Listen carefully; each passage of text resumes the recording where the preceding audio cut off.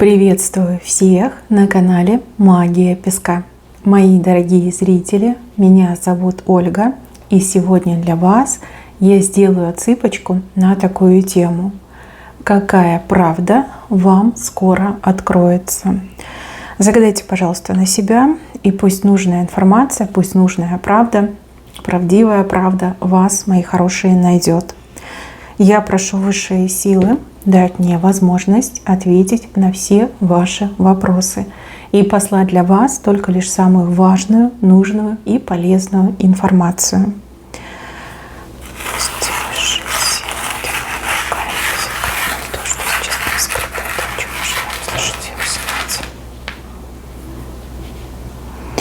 Какой-то очень сложный период в жизни у вас. И какая правда вам скоро откроется? Смотрите, вот здесь четко показано, что у вас в жизни очень много проблем, что вам очень тяжело, и ситуация у вас в жизни нерадостная, и вам кажется, что дальше будет только лишь хуже. Но вы вините судьбу, вы говорите, вот у меня судьба несчастливая, да, либо я там родилась под какой-то черной звездой, либо вините себя за какие-то прошлые ошибки и думаете, вот я совершила ошибку, поэтому жизнь у меня вот не удалась, не случилась. Теперь я так тяжело живу. Вот если бы когда-то там давным-давно я бы поступила так, либо так, у меня бы там все в жизни по-другому было. Но вы не знаете и даже не догадываетесь, что у всех ваших проблем, у всего этого дурного положения дел в вашей жизни есть как создатель. Этот человек, вот он стоит, флаг держит. Живой человек, который довел вас до жизни такой. Смотрите, вы все разные, да? У кого-то вот прям магия отыграется. На вас поделали, и вы оказались в таком положении, да? Жизнь настолько ухудшилась.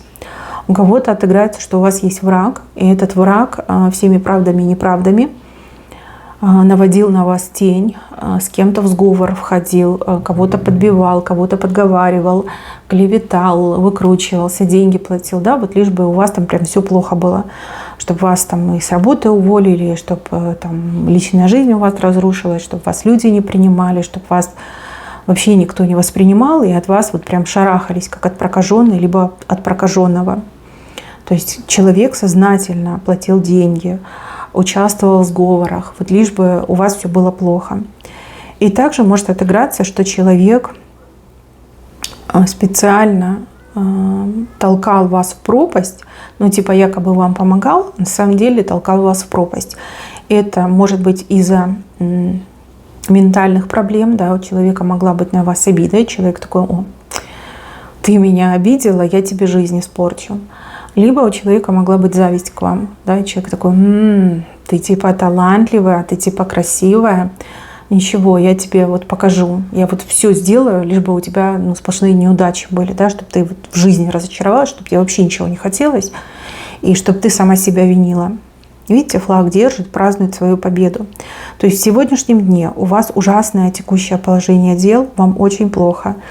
Вы считаете, что вот все, жизнь не удалась, да, не случилось, не удалась. Опять же, у кого-то личная жизнь рухнула, у кого-то там бизнес прогорел, кто-то ни кола, ни двора, да, вот так случилось, что вы все потеряли. Вот, а тот, кто это все учинил, видите, стоит с флагом и радуется, смотрит на вас, в каком вы бедственном положении, и радуется этому. Считает, что он либо она молодец, что вот свою задачу максимум, типа я сделала, могу вот теперь себя похвалить. Флаг держит, потому что это флаг победы, да? Человек считает, что он победил. Но видите вот этого ангела? Вот этот ангел называется ангел правосудия. Ваша боль, страдания вашего сердца, ваши слезы пробудили такие силы, о которых многие не знают. Это называется вселенская справедливость. Этот ангел сидит на облаке над вами и наблюдает вот эту картину, как вы мучаетесь и страдаете. Вы буквально вот на четвереньках стоите, видите, да? Ваш враг, значит, флагом машет, довольный жизнью. И вот перед вами отравленный гриб растет, на поганку похож, видите, да? Мухомор какой-то, да? Вот тут даже какие-то эти цяточки белые показали. Еще такая ножка кривая. Вот поганка, мухомор. Возможно, у вас даже такие крамольные мысли, что, зачем мне дальше жить? Все равно все очень плохо, что уже ничего хорошего не будет. То есть вот этот враг еще до этого вас довел. А может быть, даже вас к этому подталкивает. Говорит, а зачем тебе дальше жить? Все равно у тебя уже все плохо. Ты уже никогда не выберешься, да, из этой ямы, в которую ты попала. То есть ты там никто, да, вот какие-то обидные вещи может вам говорить. Либо подталкивать, может быть, косвенным образом вас к таким мыслям. Но, что я хочу сказать, вот этот ангел справедливости, он именно сейчас вершит свой суд. И что нам показывает ангел справедливости? В отношении вас, видите, вот тут у нас шестерочка. Шестерочка – это помощь. Помощь вам будет оказана от вселенской справедливости, от ангела справедливости. А вашему этому врагу, тут как бы пламя, видите? Как костер, как пламя приготовлено. Мне больше идет как костер какой-то. Уже решение принято, уже решение начинает воплощаться. Вы буквально до конца этого года, именно до конца года, если смотрите сейчас в августе, то до конца года, это где-то вот начало декабря, конец декабря. Если будете смотреть позже мою отсыпку, то до конца того года, в котором вы смотрите, вы получите помощь, шестерка, помощь. Помощь небес, помощь Вселенной, помощь каких-то людей. То есть один вы не останетесь, вам будут помогать. Это не значит, что кто-то вот прям придет, в дверь звонок, вот мы пришли, да, там толпа людей и ангелов, и они такие, чем тебе помочь? Нет, это не так будет работать. Вы будете получать помощь в разных местах, от разных людей, либо от разных созданий по мере необходимости. Я вижу ваше будущее. В своем будущем вы в невероятно красивой одежде. Одежда просто вот такая богатая, знаете, вот шикарная, как, знаете, королевская какая-то одежда. Вы счастливая, либо счастливый, если смотрит меня мужчина, рядом с вами родной человек, любимый родной человек. И над вашей парой, вот так ангел крылья расставил. Не могу вам показать, да, вот так ангел крылья расставил. То я тут показываю, понимаю, что вы не видите. То есть вы счастье свое еще обретете. Причем вы со своим любимым родным человеком стоите на слоне. Вот он слон, видите, хобот его, вот его тело. И слон такой вполне себе упитанный, да, а хобот он поднимает вот краешком вверх. Это ваше будущее, это то, что вы получите. Это та помощь от людей и небес, которая к вам придет. Что касается вот этого вашего врага, ему идет вот этот костер, этот огонь ему идет. Возможно, в прямом смысле слова, этот человек пострадает от огня, от костра, от огня, там, от чего-то, что горит. А у кого-то отыграется, что жизнь этого человека просто будет выжжена подчистую, вот не останется ничего. Голая земля, даже не голая земля, просто вот пепел, да, человек будет просто по пеплу ходить и себя этим пеплом посыпать. Этот человек испортил вам жизнь, но вам вашу жизнь возвращает ангел справедливости. Вселенская справедливость вам возвращает вашу жизнь. А этому человеку идет возмездие, страшнейшее возмездие, потому что страшнее, чем огонь, наверное, ничего другого и нет. Огонь — это и больно, и страшно, и это прям до конца. До конца года вы на слоне с любимым человеком и ангел над вами, а этот человек до конца года, пеплом голову посыпает. Понимаете, вот так мне идет. Если вы сидите и думаете, да, жизнь у меня очень плохая, тяжелая, но я как бы не знаю, кто виноват, я не понимаю, кто виноват. Да, разные люди меня окружают, но я не могу кого-то подозревать. Вы это поймете, потому что ваш обидчик до конца года очень сильно пострадает. Пострадает так, что у человека ничего не останется. Еще раз говорю, будет пеплом голову себе посыпать. И там уже все откроется. Вплоть до того, что этот человек там придет и сам вам лично расскажет, потому что захочет там исповедаться, выпросить прощения, либо наоборот будет вас винить в том, что вот его жизнь, либо ее жизнь вот такой стала. Но это случится. Это случится. Если вы думаете, что вы никому не нужны, что всем все равно, что происходит с вами, с теми бедами, которые выпали на вашу долю, вы не правы. Вот он, ангел, сидит на облаке и вершит свой суд. Вот она вы, а вот он ваш враг.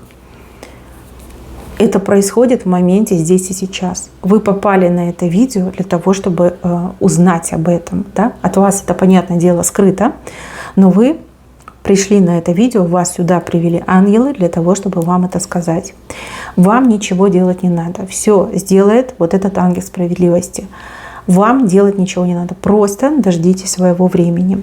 И не отвергайте ту помощь, которая начнет приходить в вашу жизнь. Она начнет приходить в вашу жизнь. От людей, от сущностей, от высших сил. Вплоть до того, что какие-то незнакомые люди будут на вас выходить, и там кто-то работу будет предлагать, кто-то будет помощь предлагать, кто-то еще что-то, услуги будут предлагать. Не отвергайте эту помощь. И если вы очень такой сердобольный человек, и вы думаете, ну вот как я могу брать и ничего не давать. Вот когда вы на ноги встанете, вот тогда вы можете там вернуть эту помощь, да, либо что-то взамен дать, либо вы можете помочь, например, людям, которые нуждаются, да. То есть вариантов есть 1000. Не надо заранее думать себе, что вот как так, я не могу брать эту помощь. Если она к вам идет, значит ее посылают высшие силы, ангелы посылают. И если какой-то человек предлагает вам помощь, значит нужно ее принять. Дают — бери, бьют — беги. Так говорила моя бабушка. Вот. Так что не переживайте. Я вижу, что у вас все будет хорошо. У кого-то, вот кто сейчас смотрит в августе эту отсыпку, до конца года все очень сильно поменяется, прям радикально поменяется. А у других людей, которые позже посмотрят эту отсыпку в следующем году, то до конца следующего года. Вот и все. Вы так долго в страданиях живете, я думаю, что тут сколько осталось до конца года, совсем ничего, можно и подождать. Ничего страшного.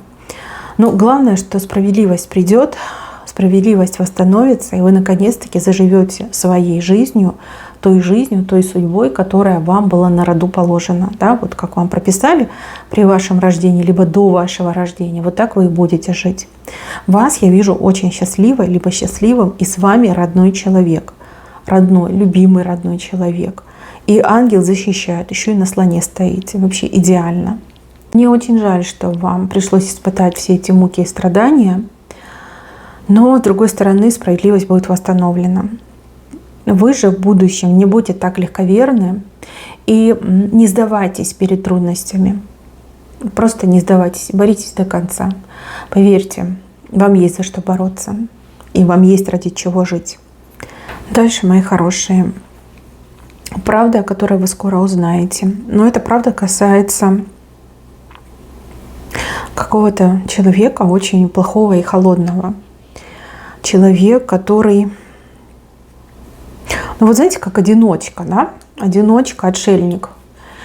И с этим человеком очень сложно контактировать, вообще сложно иметь дела. И этот человек вам даже кажется каким-то странным и пугающим. Ну, допустим, вы с этим человеком вместе работаете, либо недалеко проживаете.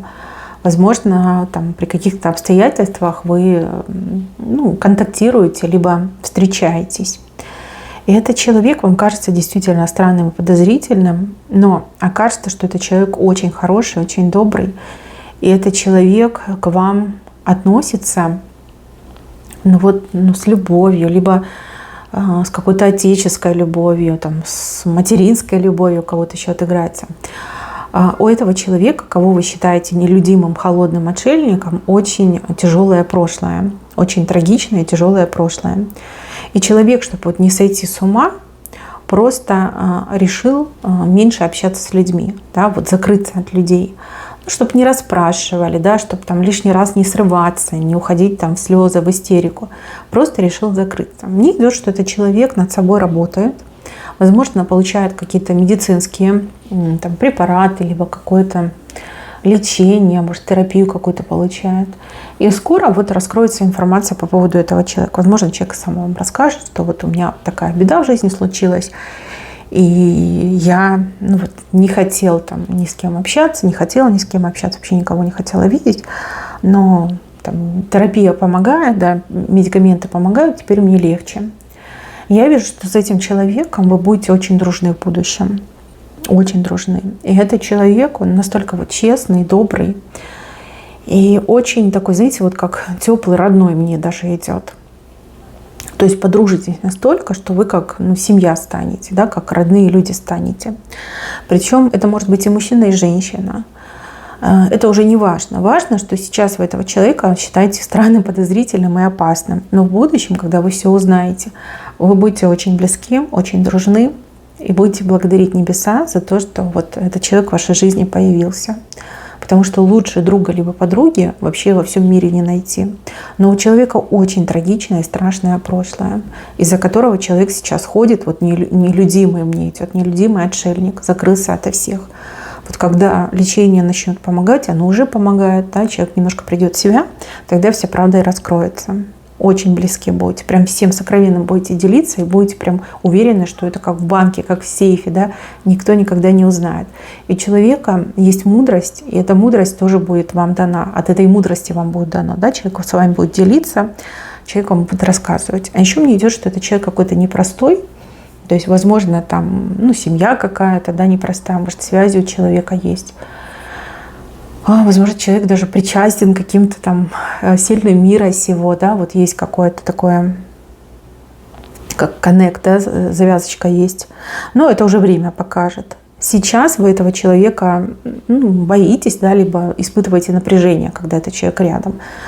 Вам кажется, что этот человек вас ненавидит, либо очень плохо к вам относится, да, вот я боюсь этого человека. Потом будете родными. Дальше, мои хорошие. Еще один момент связан с вашим прошлым. И связан с тем, что вот в прошлом вас очень сильно подставили.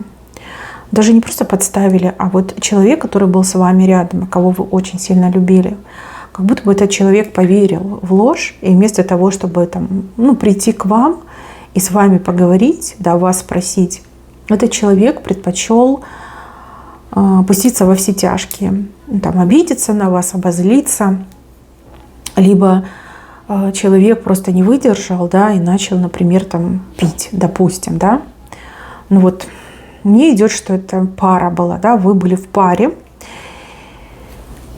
и все у вас было хорошо, любовь у вас была. Но потом ваш партнер, вот как будто бы, подменили, да, есть же такое, вот подменили человека. Был нормальным, потом в чудовище превратился, причем там по щелчку пальцев, да. У кого-то, например, там пара, мужчина начал там пить, причем пить сначала понемножку, а потом прям совсем уже запойный стал. У кого-то человек начал сходить с ума, там агрессия, упреки, укоры, обвинения, и все это как на ровном месте. А у кого-то могла быть история, там, например, если мужчина меня смотрит, да, женщина вот просто загуляла, да, ни с того ни с сего, такая была хорошая, там, честная, и потом она загуляла. Вот мне идет, что вас оболгали, что вас подставили перед этой женщиной. И мне идет, что вот как завистники, даже не просто завистники, тут ревность какая-то дикая.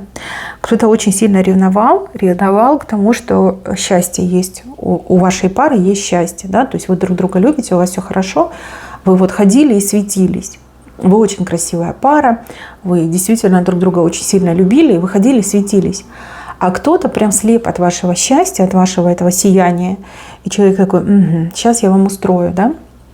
И человек врал по поводу именно вас. То есть могли там мужу говорить на жену, что жена там безотказная, да, слаба напередок, там, в общем, со всеми, да, со всеми была, все ее знают.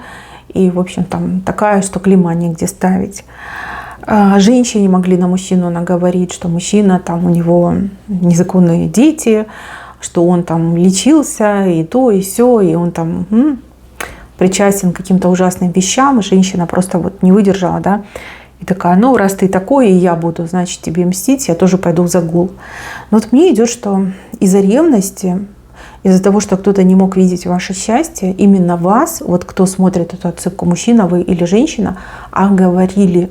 А ваш партнер вместо того, чтобы с вами обсудить это все и не поверить в эту чушь, поверил и вот разбил ваши отношения. Либо от горя, да, просто не смог выдержать это горе, начал вести себя так, что вы просто вот расстались. Да, возможно, там мужчина пил, чтобы об этом не думать, что у него там жена гулящая. Либо женщина пошла гулять, потому что ей было обидно, что видели, тебе это муж изменяет. Понимаете, вот как-то так мне идет. Ваш партнер проявил слабость, да. И я вам скажу, что эта слабость, это не в укор этому партнеру, а в то, что партнер вас очень сильно любил. Поэтому просто не смог с этим смириться, не смог с этим жить и вот во все тяжкие ушел. Это не оправдание вашего партнера, это именно вот по фактам идет. Человек любил и просто вот от горя, да, поверив в эту страшную ложь, человек начал так себя вести. А ложь была действительно страшной и очень такой, знаете, мастерски сделанной. Вплоть до того, что могли там и фотографии какие-то показать, могли там каких-то свидетелей привести. В общем, ну там серьезное что-то было. Вашу пару разбили. Да? Вы могли быть вместе, вы могли быть счастливы, прожить всю жизнь, но кому-то очень было завидно и ревностно от того, что вы счастливы. И человек просто вот пошел на такую ужасную вещь. Человек, который это сделал, уже не раз пожалел о своем поступке. И перед Богом этот человек замаливает свои грехи, но перед вами этот человек еще не извинился. То есть человек сделал эту гадость, когда осознал, что сделал, да, как вот вы там расходились, как жизнь испортилась и у вас, и у вашего партнера. Стало страшно, и, ну вот, знаете, вот это опомнился человек, что же я наделала, либо что же я наделал. Но уже было слишком поздно.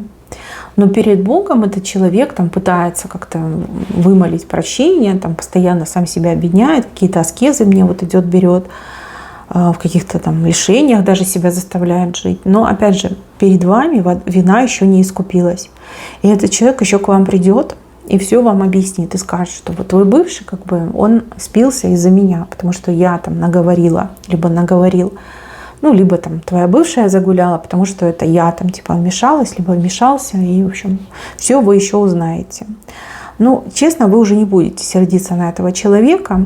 Наоборот, возможно, даже скажете спасибо, потому что вы уже будете счастливы, либо будете счастливым.